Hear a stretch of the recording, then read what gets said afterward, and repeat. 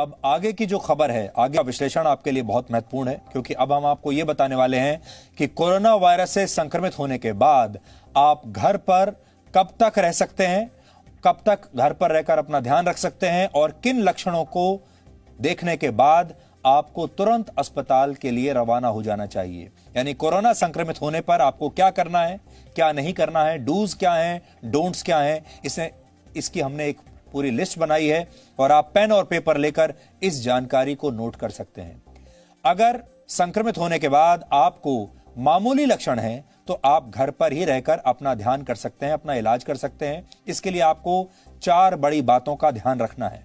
पहली बात, खुद को एक अलग कमरे में आपको आइसोलेट कर लेना चाहिए और ऐसा कमरा होना चाहिए जिसमें एक अटैच्ड बाथरूम हो। दूसरी बात, अगर हल्का बुखार है या फिर बुखार थोड़ी थोड़ी देर में आपको आ रहा है तो आप पैरासीटामोल की गोली ले सकते हैं। तीसरी बात, दिन में 10 से 15 बार बुखार और ऑक्सीजन सैचुरेशन जरूर चेक करें। आप चाहें तो इसके लिए हर 1 घंटे के अंतराल पर अपने मोबाइल फोन में एक अलार्म लगा सकते हैं। अगर आपके शरीर का ऑक्सीजन लेवल 94 से 100 के बीच है तब तक आपको घबराने की कोई जरूरत नहीं है। इससे कम होने पर, जैसे ही 94 से नीचे जाए, आपको अपने डॉक्टर से तुरंत संपर्क करना है।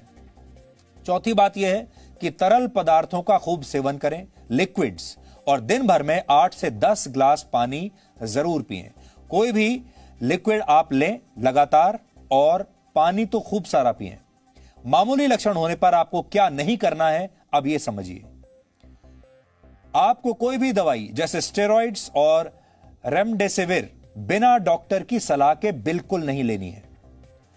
अब आप यह समझिए कि वायरस के लक्षण गंभीर होने पर आपको क्या करना है। तो अभी तक अगर आपके लक्षण माइल्ड हैं, मामूली लक्षण है, तो आपको क्या करना है यह बताया। लेकिन अगर आपके लक्षण गंभीर हैं, ज्यादा हैं, तो आपको क्या करना है। पहली बात, अपने डॉक्टर के संपर्क में हर समय बने रहें। आप चाहें भी अपने डॉक्टर से बात कर सकते हैं, कंसल्टेंसी ले सकते हैं।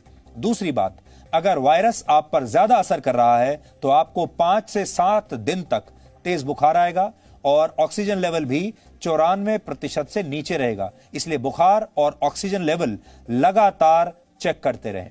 तीसरी बात, अगर ऑक्सीजन लेवल का स्तर तेजी से नीचे जा रहा है तो आपको तुरंत अस्पताल के लिए रवाना हो जाना चाहिए। यह वो कट ऑफ पॉइंट है जब आपको अस्पताल और बेड की तलाश शुरू कर देनी चाहिए। इसके लिए आपको करना यह होगा कि आप पहले से यह तय करके रखिए कि आपके घर के आसपास कौन सा अस्पताल है।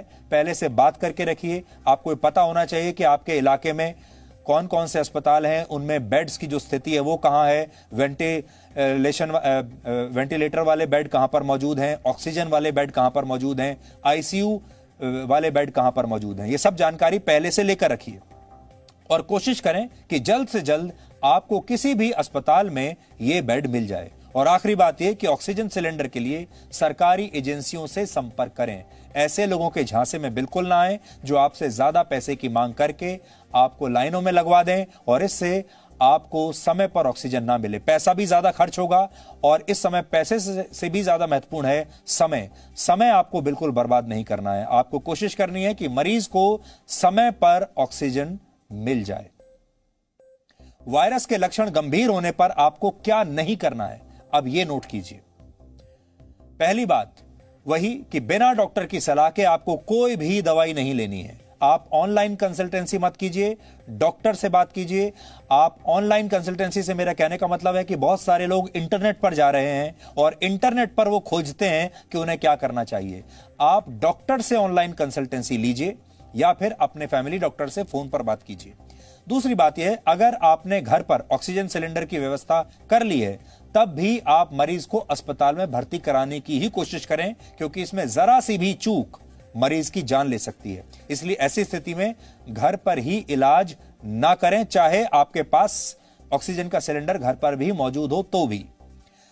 अब आपको जल्दी से ऐसे लक्षण बताते हैं जिनके दिखने पर आपको तुरंत अस्पताल के लिए रवाना होना है। अगर ऑक्सीजन लेवल का स्तर लगातार गिर रहा है तो आपको अस्पताल जाना है। अगर बुखार 5 से 7 दिनों तक भी नहीं उतर रहा तब आपको अस्पताल जाना है। सीने में दर्द होने और सांस लेने में लगातार तकलीफ होने पर आपको तुरंत अस्पताल जाना है।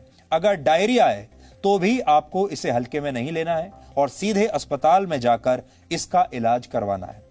ये तो वो तमाम जानकारियां हैं जिन पर अमल करके आप इस बीमारी से खुद को बचा सकते हैं, इलाज कर सकते हैं। हमें लगता है इस समय आपको सही जानकारी की, वैक्सीन की सबसे ज्यादा जरूरत है। इसलिए अगर आप इन जानकारियों को ज्यादा से ज्यादा शेयर करेंगे तो कई लोगों की इससे मदद भी हो सकती है। Presenting B News app, available on Google Play and App Store. Download it now.